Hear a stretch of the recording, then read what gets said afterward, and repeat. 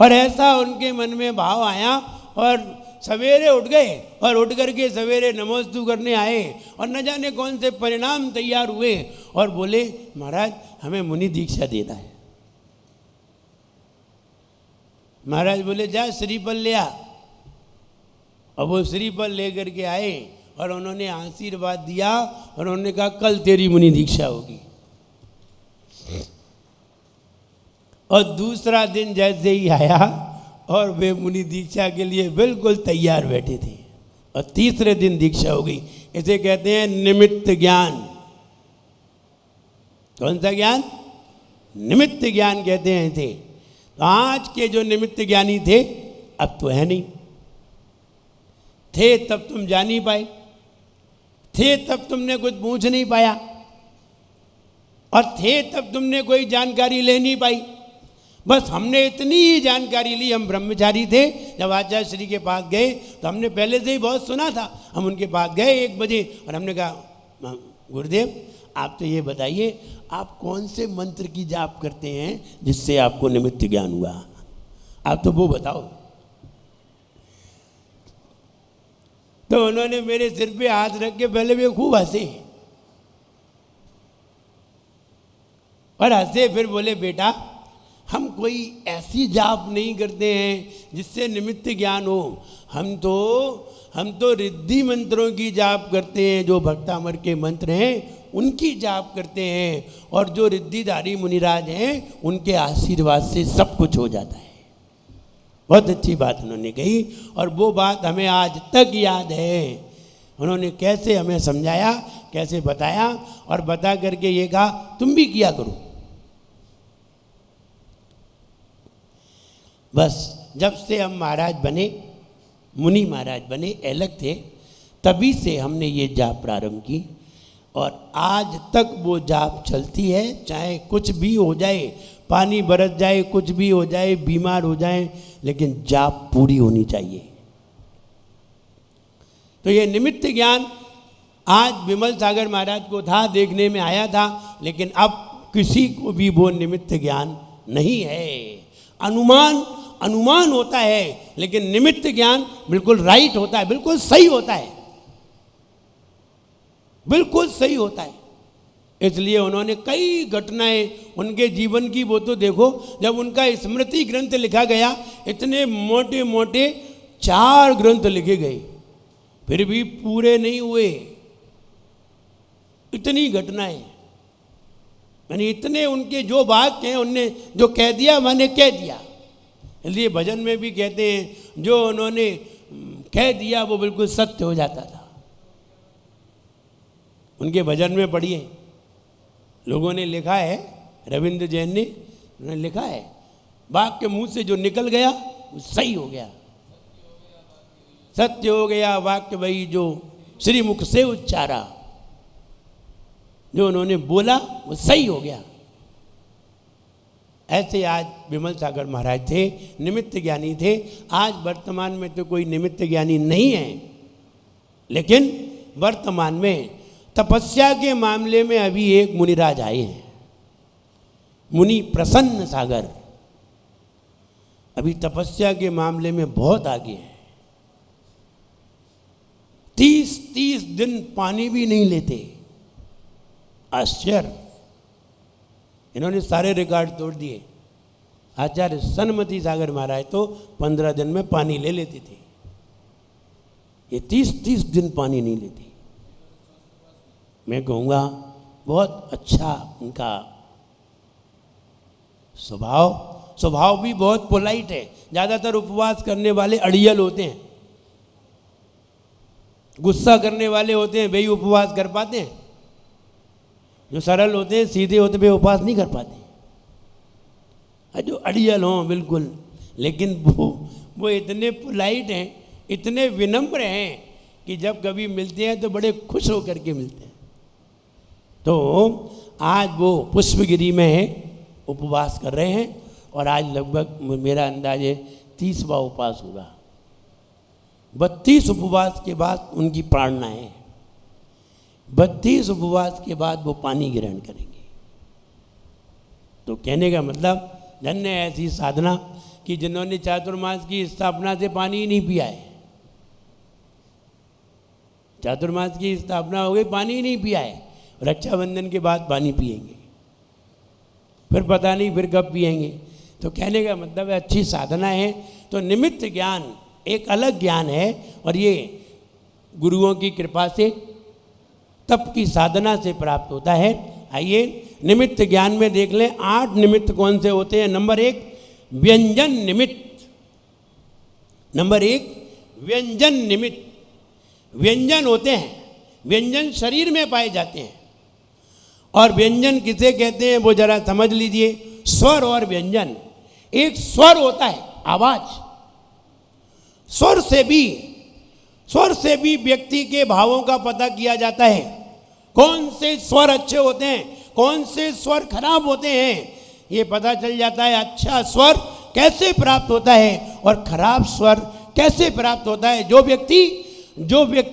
जो लोग अवश्य भक्षण करते हैं, जो व्यक्ति अवश्य भक्षण करते हैं यानी अनछना पानी पीते हैं, जो व्यक्ति और ऐसी चीज़ों को खाते हैं जिन चीज़ों में हिंसा ज़्यादा है और हिंसा होती है, ऐसी अवश्य चीज़ें खाते हैं, इनका स्वर खराब हो जाता है।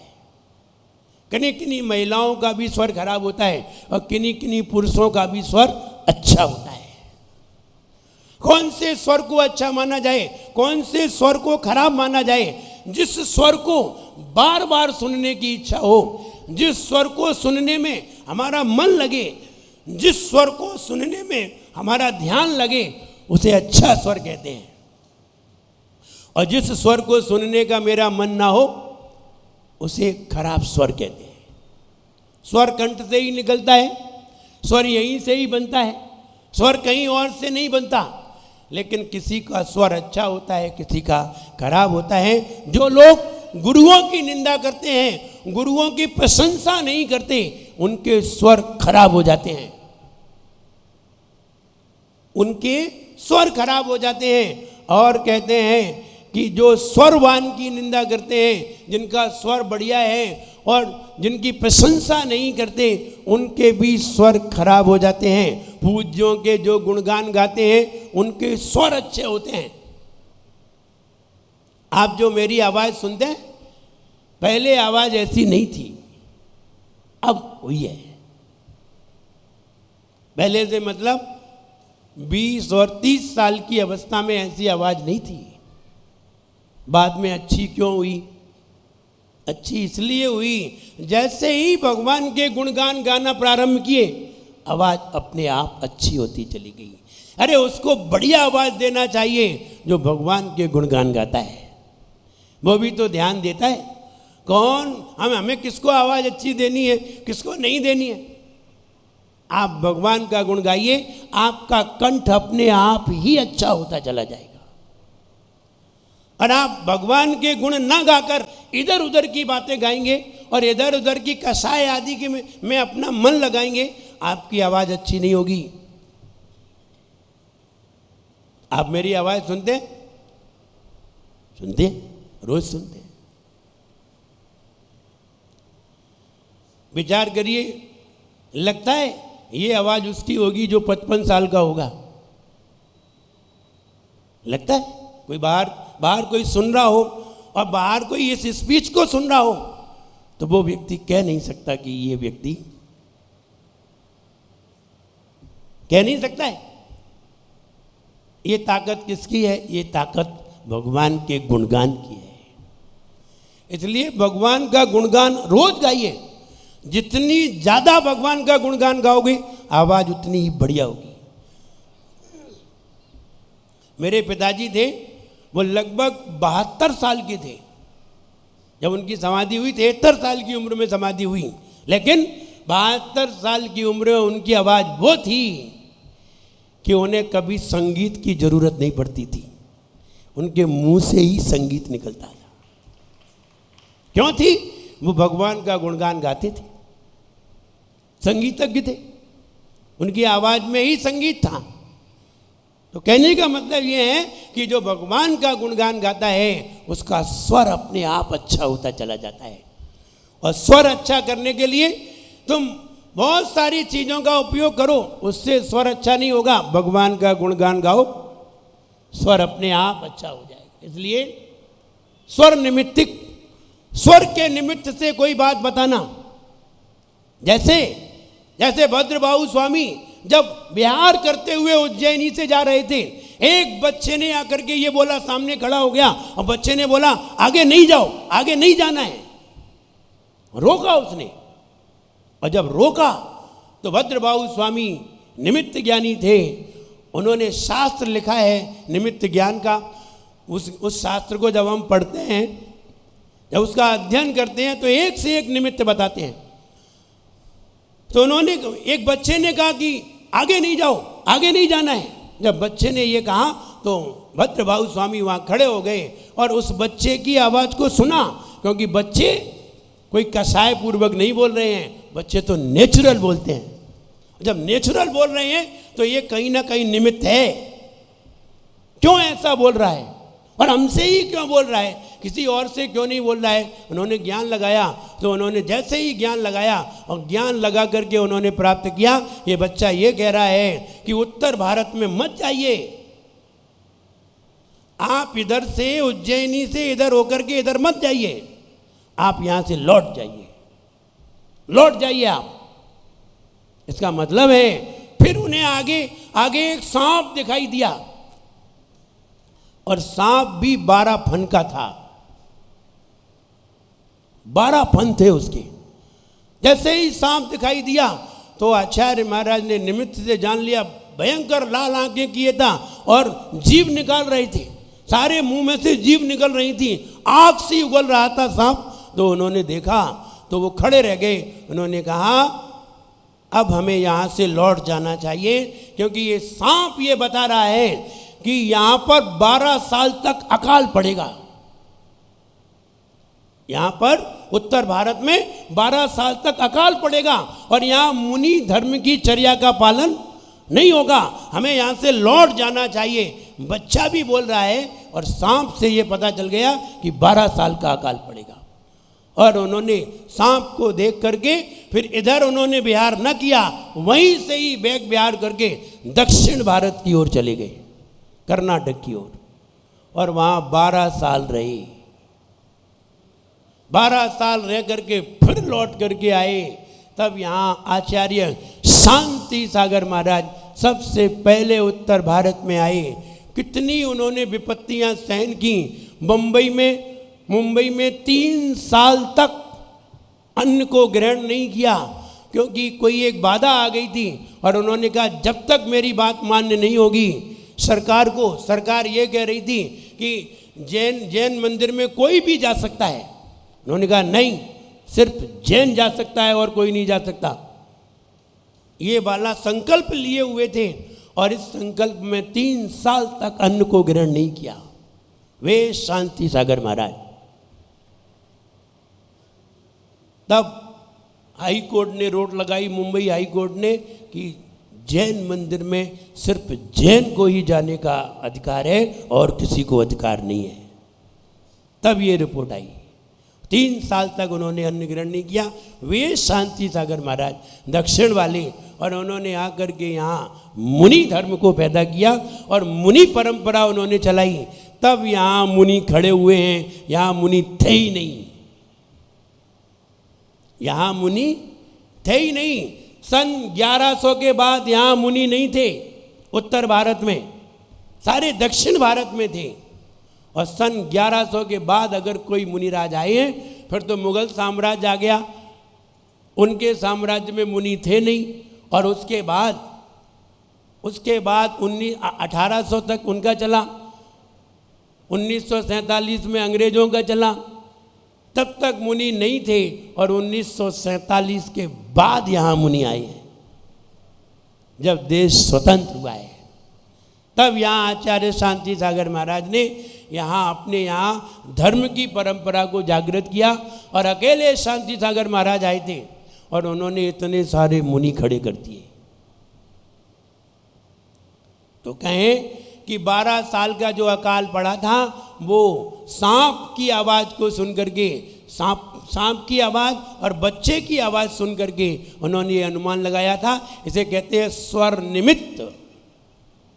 एक बार एक चिड़िया चहक रही थी, तो आचार्य सन्मति सागर जी महाराज, आचार्य महावीर कीर्ति सागर महाराज, आचार्य विमल सागर महाराज के गुरु, आचार्य सन्मति सागर महाराज के गुरु आचार्य महावीर कीर्ति महाराज एक पेड़ के नीचे विश्राम ले रहे थे और चिड़िया चहक रही थी।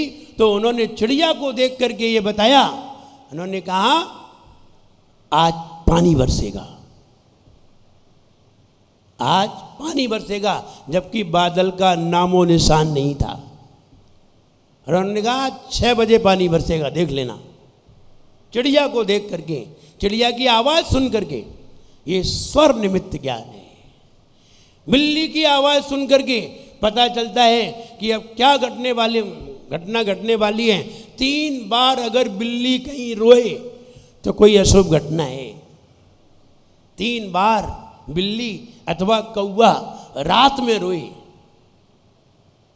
3 बार उसकी आवाज़ तुम्हें सुनाई पड़े और तुम्हारे घर में रोए, तो निश्चित है आपके घर में कोई विपत्ति आने वाली है।